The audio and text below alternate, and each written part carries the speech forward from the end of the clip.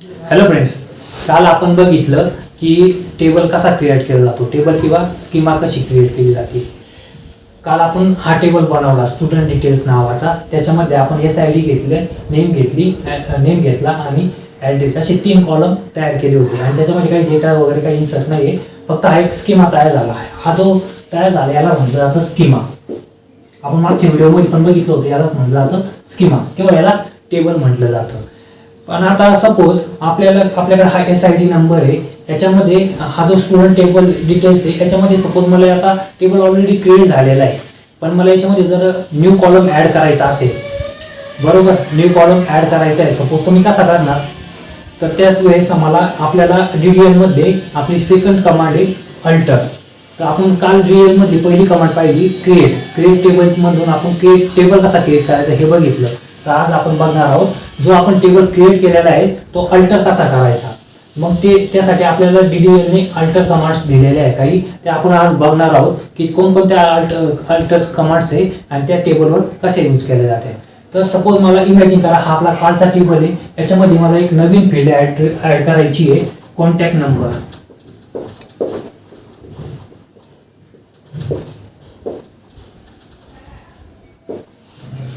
Contact number add करण्यासाठी पण already माझ्याकडे 3 फील्ड ऑलरेडी तयार आहे, टेबल पण तयार आहे. नवीन फील्ड ऍड करायची, त्या केसमध्ये मला क्रिएट टेबलचा कमांडचा यूज होणार नाही. त्यावेळेस मला वापरावं लागेल अल्टर टेबल कमांड, कारण की जो टेबल ऑलरेडी क्रिएट आहे त्याला अल्टर करायचं आहे. मग त्या केसमध्ये आपण काय करणार, ऍड कॉलम ही आपण कमांड्स वापरणार. तर त्यासाठी काय सिंटॅक्स असतो आपला की अल्टर टेबल नेम काय आपलं स्टुडंट डिटेल्स. मग आपण काय वापरणार, स्टुडंट डिटेल्स. आपण याने कंपायलरला काय सांगितलं की अल्टर कर एक टेबल, कोणता, स्टुडंट डिटेल्स. ठीक आहे, अल्टर करायचं पण काय करायचं, त्याच्यामध्ये कॉलम ऍड करायचा, रिमूव्ह करायचा, रिनेम करायचा की काय करायचं. तर आपल्याला ह्या केसमध्ये काय करायचं आहे, आपल्याला एक नवीन कॉलम ऍड करायचा आहे. तर ऍड करायचा असल्यावर आपल्याला काय वापरावं लागेल, इथं ऍड हा कीवर्ड वापरावा लागेल. त्यांनी त्या कंपायलरला कळेल की नवीन कॉलम ऍड करायचा आहे. मग ऍड काय करणार आपण, ते कॉन्टॅक्ट नंबर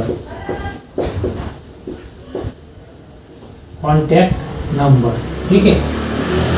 एवढं लिहून पण नाही लागत, मी काल सांगितलं होतं तुम्हाला, आपल्याला फक्त कॉलमचं नावच इथं स्पेसिफाय न करता आपल्याला त्याचा डेटा टाईप पण इथं इन्क्लूड करावा लागतो. मग आता कॉन्टॅक्ट नंबरचा आपण डेटा टाईप काय देणार, सपोज व्हॅरकार दिला,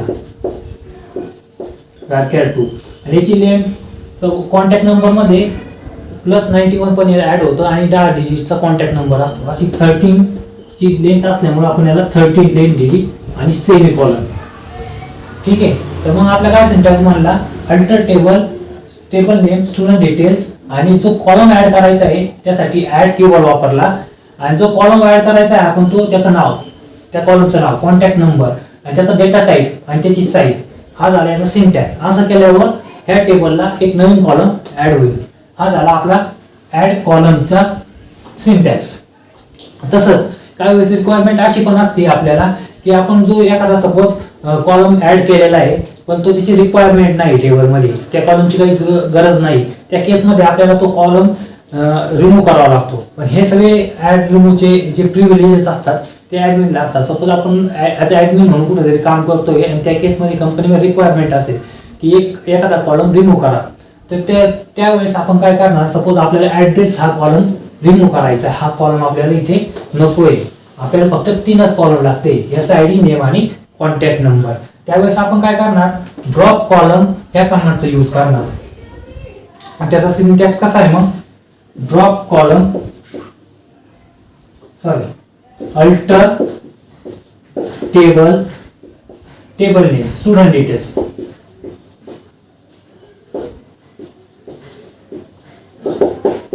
आता आपण लास्ट टाइमला ऍड करायचं होतं म्हणजे ऍड दिला, पण आता आपल्याला कॉलम ऍड करायचा आहे का नाही, आता आपल्याला कॉलम करायचा आहे ड्रॉप. त्याच्यामुळे आपण इथे लिहिणार ड्रॉप आणि कॉलमचं नाव, कोणता कॉलम ड्रॉप करायचा आपल्याला, ऍड्रेस. या केसमध्ये आपल्याला डेटा टाईप द्यायची काही गरज नाही, डेटा टाईप आणि त्याची लेंथ द्यायची काही गरज नाही, फक्त ड्रॉप आणि कॉलमचं नाव ऍड्रेस हे लिहिलं तर तो कॉलम ड्रॉप होऊन जातो. सॉरी आपल्याला ड्रॉप कॉलम लिहावा लागेल. ड्रॉप कॉलम ऍड्रेस नाही, ज्यावेळेस आपण कोणता पण कॉलम ऍड करत असतो त्यावेळेस आपल्याला ऍड कॉलम द्यायची गरज नसती. पण जर आपण कॉलम एखादा ड्रॉप करत असतो तर त्या केसमध्ये आपल्याला ड्रॉप कॉलम हा कीवर्ड वापरावा लागतो आणि त्याच्यानंतर कॉलमचं नेम. ठीक आहे. त्याच्यानंतर हे रिनेम. आता आपल्याला या केसमध्ये आपण टेबलचं पण रिनेम करू शकतो आणि टेबल मधल्या कॉलमचं पण रिनेम करू शकतो. सपोज माझ्याकडे हा SID, मला SID न ठेवतो. सपोज माझ्याकडे एस नेम स्टुडंट नेम आहे, याला मला नेम न ठेवता एस नेम करायचा असेल किंवा स्टुडंट नेम करायचा असेल, म्हणजे याचा रिनेम करायचा असेल, त्या केसमध्ये आपण कोणती कमांड वापरणार? रिनेम कॉलमची. आणि सपोज मला माझ्या टेबलचंच नाव रिनेम करायचं असेल, स्टुडंट डिटेल्स, या स्टुडंट डिटेल्सचं नाव मला जर फक्त स्टुडंट डेटा करायचा असेल, त्या केसमध्ये पण मी rename column rename commands use करू शकतो. मग तिचा सिंटॅक्स कसा येईल? Alter table name student details. त्याच्यानंतर आता रिनेम करायचं आहे म्हणून रिनेम, कोणता कॉलम रिनेम करायचा आहे मला? नेम. म्हणून रिनेम नंतर कॉलम आणि त्या कॉलमचं नेम आणि त्याचा रिनेम काय करायचं आहे मला? Name to student name _name. तर रिनेम कमांडने काय होईल? हा जो कॉलम आहे याचं नाव नेम आहे, त्याचं नाव काय होऊन जाईल? स्टुडंट नेम असं नाव होऊन जाईल. त्याच्यानंतर आपण याची टेबलचं पण नेम चेंज करू शकतो. फक्त इथं रिनेम कॉलमच्या ऐवजी आपण काय लिहिणार? फक्त टेबलचं नेम. इथं कॉलम न लिहिता फक्त आपण काय करणार?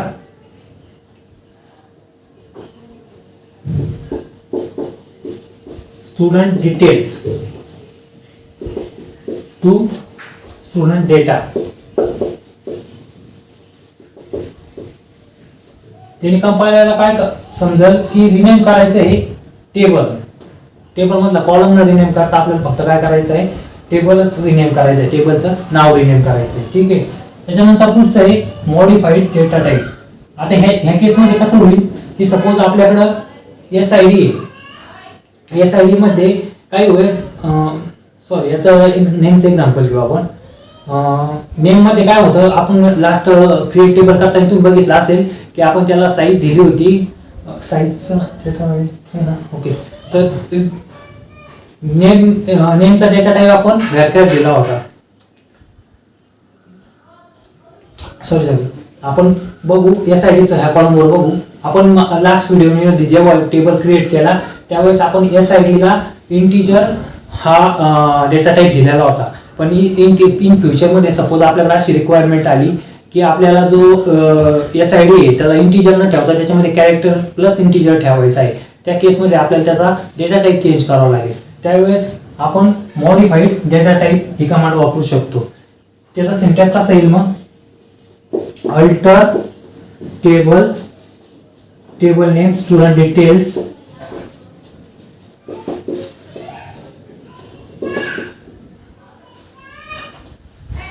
आणि आपल्याला मॉडिफाय करायचं आहे म्हणून आपण काय लिहिणार? मॉडिफाय डेटा टाईप करायचा आहे ना आपल्याला. तर मॉडिफाय लिहिल्यानंतर आपल्याला SID चा करायचा आहे म्हणून इथं कॉलमचं नाव SID आणि याचा डेटा टाईप आपला लास्ट टाइम काय वापरला होता? इंटिजर. तर आपण इथं काय वापरणार आता? व्हॅरकॅर. आणि इथं त्याची साईज आता लास्ट टाइम आपण 25 वापरली होती, तर आता आपण आपल्याला 25 न ठेवता 30 वापरली तरी पण चालेल. तर ज्यावेळेस मागची त्याची साईज 25 होती तर आता ती साईज किती होईल? 30 होऊन जाईल. आणि तसंच त्याचा डेटा टाईप हा मागच्या लास्ट टाइमला इंटिजर होता, तर आता व्हॅरकॅर 2 होऊन जाईल.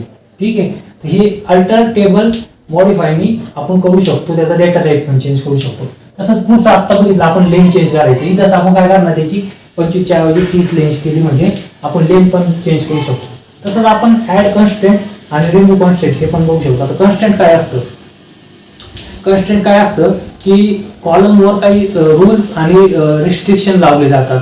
सपोज एखादा कॉलम आहे याच्यामध्ये SID या कॉलम जेव्हा आपण याच्यामध्ये व्हॅल्यू इन्सर्ट होईल ती कधी पण ब्लँक नसली पाहिजे अशी माझी जर रिक्वायरमेंट असेल. अशी काही रिक्वायरमेंट असतात, काही रूल्स असतात, काही रिस्ट्रिक्शन्स असतात जे आपल्याला त्या कॉलमवर अप्लाय करायचे असतात. ते आपण हे कशाने करू शकता, कॉन्स्ट्रेंटने करू शकतो. हा टॉपिक आपण कीज आणि कॉन्स्ट्रेंटमध्ये पुढे बघणार आहोत. पण आता आपल्याला अल्टरमध्ये पण हा टॉपिक आलेला आहे, तर थोडंसं मी त्याचं डिस्क्रिप्शन करून देतो.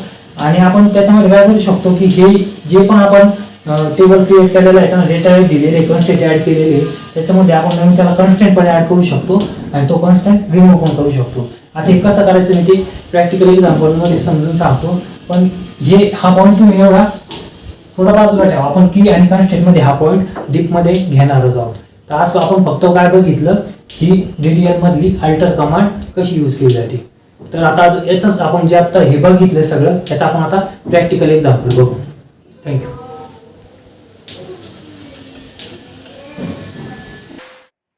हॅलो फ्रेंड्स, आत्ता आपण बघितलं प्रॅक्टिकल की जो काल आपण टेबल क्रिएट केलेला होता तो अल्टर कसा करायचा, म्हणजे टेबलमधले कॉलम कसे अल्टर करायचे, नवीन कॉलम कसा ॲड करायचा, रिमूव्ह कसा करायचा, डेटा टाईप कसा मॉडिफाईड करायचा, हे सगळं आपण आता प्रॅक्टिकली बघणार आहोत. जे आपण काल थेरोटिकली बघितलं मगाशी ते आता आपण प्रॅक्टिकली बघणार आहोत. त्यासाठी आपल्याला काय करावं लागेल, सगळ्यात पहिले आपल्याला ब्राउझरवर जावं लागेल. ब्राउझरवर जसं आपण काल गेलो होतो इथं जायचं, इथं टाकणार आपण http://localhost 80:80/apex. त्याच्यानंतर इथं आपल्याला युजर नेम आणि पासवर्ड विचारलं जातं. युजर नेम पासवर्ड टाकल्यानंतर लॉग इन केल्यानंतर आपण SQL वर आलो. SQL वरून SQL कमांड्सवर आलो. आता इथं मी थोडाचे साईज इन्क्रीज करतो म्हणजे तुम्हाला दिसेल. ठीक आहे. आता आपण काल जो स्टुडंट डिटेल्स टेबल बनवला होता तो पहिले चेक करू. तो चेक करण्यासाठी आपल्याकडे कोणती कमांड आहे, डिस्क्रिप्शन, DSC स्टुडंट म्हणजे टेबलचं नाव. आता आपण एक फॉर्मॅट म्हणजे प्रॅक्टिकल चालू करण्यापूर्वी आपण काय करू की एक स्टँडर्ड मेंटेन करू. स्टँडर्डचं एक फॉर्मॅट फिक्स करून टाकू.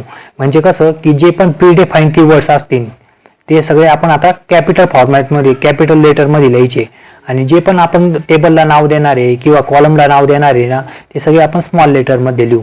मग आता आपल्याला कालचा टेबल बघायचा आहे स्टुडंट डिटेल्स. त्याच्यामध्ये कोणकोणते कॉलम आहेत आपण कसं बघणार, DESC डिस्क्राईब कॉलम, टेबलचं नाव स्टुडंट डिटेल्स, बरोबर, सेमीकॉलन. तर आता DSC आपण कॅपिटलमध्ये का म्हणून लिहिलं, कारण की हा प्रीडिफाईन कीवर्ड आहे, बरोबर. आणि स्टुडंट डिटेल्स हा पण दिलेलं नाव आहे ते आपल्या टेबलला, स्टुडंट डिटेल्स या टेबलला. तर ही कमांड आपण रन करून बघू आपल्या काल जो आपण टेबल रन केला तो कसा दिसतोय. ठीक आहे. इथं बघू शकता तुम्ही आपण काल स्टुडंट डिटेल्सचा टेबल तयार केला होता ज्याच्यामध्ये SID दिला होता आपण, त्याचा नंबर हा डेटा टाईप होता आणि नेमला आपण व्हॅरकॅर आणि ॲड्रेससाठी पण व्हॅरकॅर2 हे दोन्ही डेटा टाईप दिले होते. आता आपल्याला काय करायचं आहे, याच्यामध्ये नवीन कॉलम ॲड करायचा आहे. त्या कॉलमचं नाव असेल कॉन्टॅक्ट नंबर. तर मग आपण आत्ता मागाशी बघितलं ना की टेबल अल्टर करायचं असेल तर आपल्याला कोणती कमांड वापरावं लागते, अल्टर टेबल. इथं आपलं चुकलं, आपण प्रीडिफाईन कीवर्ड हे कॅपिटलमध्ये लिहिणार, बरोबर. अल्टर टेबल, टेबलचं नाव, आपल्या टेबलचं नाव काय आहे, स्टुडंट डिटेल्स. आपण हे सगळे स्मॉल लेटरमध्ये लिहिणार, बरोबर. आता काय करायचं आहे आपल्याला, इथं नवीन कॉलम ॲड करायचा आहे म्हणून इथं आपण काय लिहिणार, ॲड, बरोबर. आता इथं कॉलम ॲड करायचा आहे कोणता, कॉन्टॅक्ट नंबर. तर इथं आपण कॉलम कीवर्ड लिहिणार का, नाही लिहिणार, का बरं. तर इथं ॲड पण आपण कॅपिटलमध्ये लिहिणार, बरोबर. तर ॲड आपल्या कॉलमचं नाव काय आहे, कॉन्टॅक्ट अंडरस्कोर नंबर. ठीक आहे. आता याचा डेटा टाईप आपण देणार व्हॅरकॅर2 आणि याला साईज देणार आपण 13 का बरं देणार, कारण की ज्यावेळेस पण कॉन्टॅक्ट नंबर ॲड केला जातो काही ठिकाणी प्लसचा साईन आणि 91 ॲड केलं जातं आणि 10 डिजिट हा मोबाईल नंबर असतो, त्याच्यामुळे आपण इथं त्याची साईज दिली 13, बरोबर. आणि सेमीकॉलन. आता ही जी आपली कमांड आहे, इथं आपलं चुकलं, इथं व्हॅरकॅर2 कॅपिटलमध्ये लिहायचं, बरोबर. आता ही कमांड आपण एक्झिक्यूट करून बघू. सिलेक्ट केली आणि टेबल अल्टर, इथं बघू शकता तुम्ही टेबल अल्टर झालेला आहे. टेबल अल्टर जर झालेला असेल तर आपण परत तो झाला आहे की नाही झाला ते चेक करू. नवीन कॉलम त्याला ॲड झालेला आहे का नाही ते कशाने आपण चेक करणार, डिस्क्राईब स्टुडंट डिटेल्सने, बरोबर. तर इथं आपण बघू खाली नवीन कॉलम ॲड झालेला आहे कॉन्टॅक्ट नंबर, बरोबर. त्याला आपण व्हेअरकॅस डेटा टाईप दिलेला आहे आणि त्याची साईज आपण लेंथ दिली होती 13, म्हणजे इथं आपण नवीन कॉलम ॲड केलेला आहे. आता याच्यानंतर आपल्याला सपोज एखादा जुना कॉलम रिमूव्ह करायचा असेल तर तो कसा करणार आपण, अल्टर टेबल, टेबलचं नाव स्टुडंट डिटेल्स, आधी आपल्याला ड्रॉप करायचा आहे, बरोबर. मग आपण ड्रॉप हा प्रीडिफाईन कीवर्ड आहे म्हणून ड्रॉप. आता जो कॉलम आपल्याला ड्रॉप करायचा आहे तो कसा लिहिणार आपण, ड्रॉप कॉलम. इथं आपण वरती इथं बघा तुम्ही, आपण इथं कॉलम हा कीवर्ड वापरला नाही पण इथं वापरावा लागेल की आपल्याला कॉलम ड्रॉप करायचा आहे म्हणून कॉलम हा कीवर्ड आहे म्हणून कॅपिटलमध्ये लिहिला. आणि कोणता करायचा आपल्याला, याच्यामधला आपण ॲड्रेस, हा ॲड्रेस आहे हा कॉलम आपण ड्रॉप करून टाकू. मग कसं लिहिणार आपण, ड्रॉप कॉलम ॲड्रेस, बरोबर. आणि इथं आपण त्याला डेटा टाईप आणि त्याची लेंथ द्यायची गरज नाही. आता ही कमांड आपण रन करून बघू. तर इथं बघू शकता तुम्ही टेबल ड्रॉप. आता इथं टेबल ड्रॉप झाला म्हणजे पूर्ण टेबल ड्रॉप झालेला नाहीये, आपला कॉलम ड्रॉप झालेला आहे. पण ते देताना असंच देतो की टेबल ड्रॉप झालेला आहे, ठीक आहे. तर आपण चेक करणार आपला ॲड्रेस हा जो कॉलम आहे तो ड्रॉप झालेला आहे का. तर ते कशाने चेक करणार आपण, डिस्क्राईब स्टुडंट डिटेल्सने, बरोबर. इथं आलो, इथं बघू शकता तुम्ही इथं ॲड्रेस हा कॉलमच नाही, हा ड्रॉप झालेला आहे, बरोबर. आता आपल्याला तिसरं आहे आपलं रिनेम, बरोबर. रिनेम करायचं आहे. सपोज मला एखाद्या कॉलमचं नाव रिनेम करायचं असेल तर कसं करणार मी ते, अल्टर टेबल, टेबलचं नाव स्टुडंट डिटेल्स, बरोबर. आता मला काय करायचं आहे, रिनेम. रिनेम काय आहे की प्रीडिफाईन कीवर्ड आहे म्हणून तो आपण कॅपिटलमध्ये लिहिला. आता मला काय करायचं आहे, कॉलम रिनेम करायचा आहे, बरोबर. सपोज माझा हा जो SID नंबर आहे हा मला SID न ठेवता इथं आपल्याला काय करायचं आहे, इथं याला आपण म्हणणार, आपण याला स्टुडंट ID किंवा स्टुडंट नंबर, स्टुडंट ID नाव देऊन टाकू याला. SIDच्या ऐवजी मला स्टुडंट ID नाव द्यायचं आहे, याचा रिनेम करायचं आहे. त्या केसमध्ये आपण कसं करणार, इथं रिनेम कॉलम कोणता, SID, त्याच्यानंतर 2, म्हणजे काय चेंज करायचं आहे आपल्याला, SIDचा काय करायचं आहे, स्टुडंट ID, बरोबर, स्टुडंट ID. आणि इथं आपल्याला याला डेटा टाईप आणि लेंथ द्यायची गरज नाही कारण की ती आपण पहिले दिली होती तीच ठेवायची आपल्याला. फक्त आपल्याला कॉलमचं नाव रिनेम करायचं आहे त्याच्यामुळे आपण इथं SID2 फक्त स्टुडंट ID केलं. आता ही कमांड आपण सिलेक्ट केली आणि रन करू. इथं बघू शकता टेबल अल्टर म्हणून आलेला आहे, टेबल अल्टर झालेला आहे. आता आपला जो SID ज्याचं स्टुडंट डिटेल झालं का नाही आपण ते चेक करू.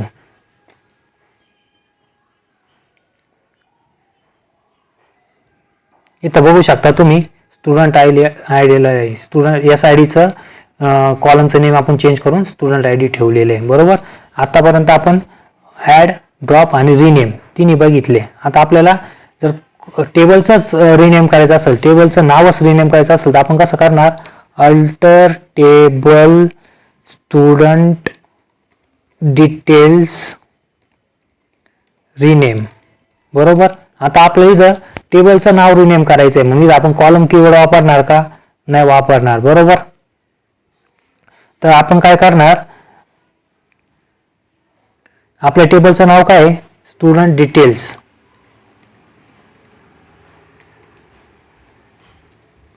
तू काय करायचं आपल्याला, स्टुडंट डेटा. इथं बघू शकता तुम्ही आपल्या टेबलचं नाव स्टुडंट डिटेल्स आहे, आपल्याला करायचं आहे ते स्टुडंट डेटा, बरोबर. आता ही कमांड आपण सिलेक्ट करू आणि रन करू.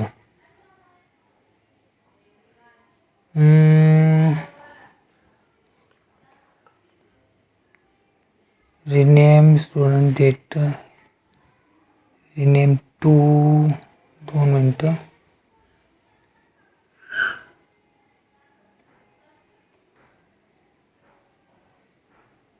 हा, इथं टेबलचं रिनेम करताना पहिलं जे एक्झिस्टिंग नेम असेल ते द्यायची गरज नाही, डायरेक्ट रिनेम टू केलं.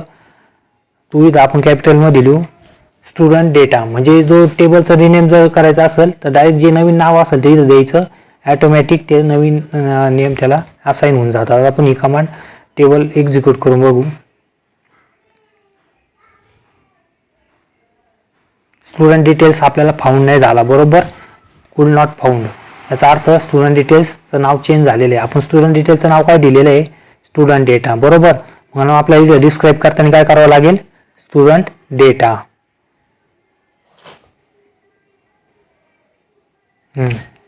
इथं बघू शकता तुम्ही, आता इथं टेबलचं नाव आपलं चेंज झालेलं आहे, स्टुडंट डेटा आलेलं आहे, बरोबर.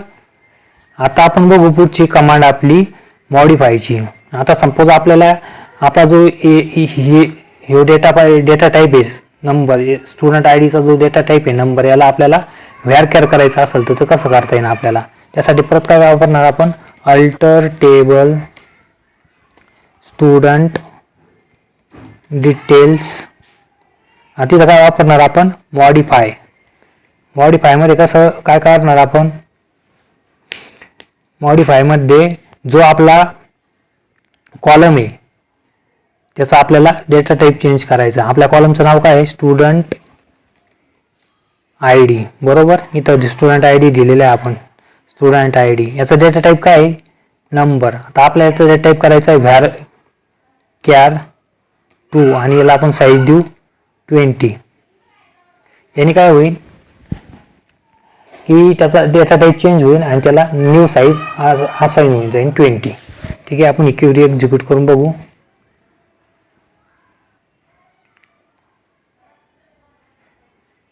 स्टुडंट डिटेल्स हे टेबलचं नाव चुकलेलं आहे आपलं. आपल्या टेबलचं नाव आपण आत्ताच रिनेम केलं तर म्हणून स्टुडंट डिटेल्स नाव वापरता, आपण काय वापरणार, स्टुडंट डेटा, बरोबर. इथं बघू शकता तुम्ही टेबल अल्टर झालेला आहे, तर आपण तो चेक करू झाला आहे का नाही.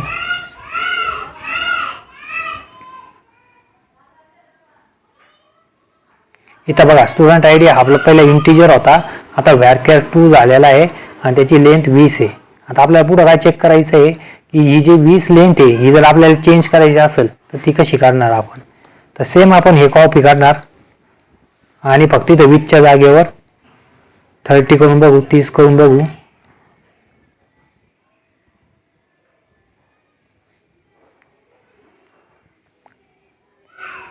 इथं टेबल अल्टर आलेलं आहे, टेबल अल्टर झालेलं आहे. जी आपली स्टुडंट आय डी होता त्याची लेंथ आहे ना चेंज झालेली आहे, आपण ती चेक करू. इथं तुम्ही बघू शकता याची लेंथ ही 30 झालेली आहे, बरोबर. आता आपल्याला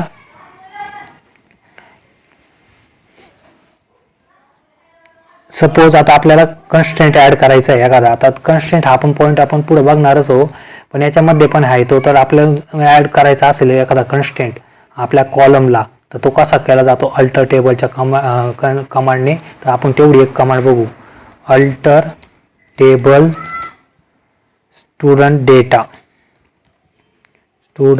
डेटा. आता मला कन्स्ट्रेंट ऍड करायचा आहे, प्रायमरी की हा एक कन्स्ट्रेंट आहे, तो आपण स्टुडंट आय डीला ऍड करू. प्रायमरी की काय असती, कन्स्ट्रेंट काय असते हे आपण कन्स्ट्रेंट व्हिडिओमध्ये बघणार आहोत. तर आता फक्त आपण काय करू, ऍड काय करायचं आपल्याला, कन्स्ट्रेंट ऍड करायचं आहे, बरोबर. तर मग ऍड काय करणार आपण, कन्स्ट्रेंट ऍड प्रायमरी की. आपल्याला प्रायमरी की असाइन करायची आहे स्टुडंट आय डीला, ठीक आहे. तर हा प्रायमरी की काय आहे, कन्स्ट्रेंट आहे, तो आपल्याला जर असाइन करायचा असेल तर आपल्याला ऍड प्रायमरी की असं लिहावं लागेल अल्टर टेबलमध्ये. ठीक आहे, आपण रन करून बघू. याच्यामध्ये एरर आली, प्रायमरी की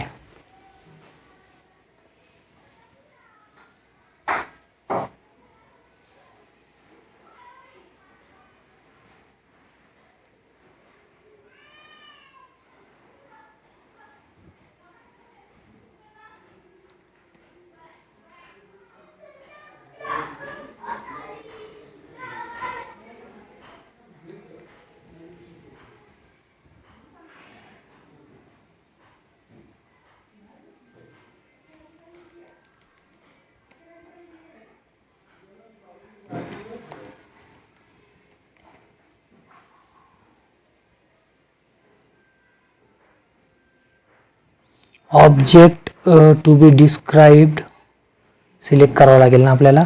सिलेक्ट होम,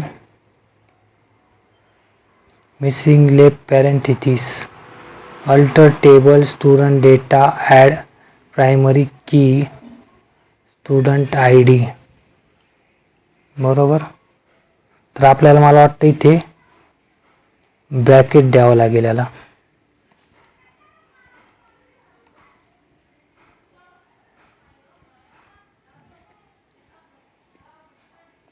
ओके. तर इथं ब्रॅकेट राहिलं होतं आणि तुम्ही बघू शकता आपण एक नवीन constant primary key student I Dila add केलेलं आहे. याचं रन करून बघू आपण ॲड झालं आहे का नाही.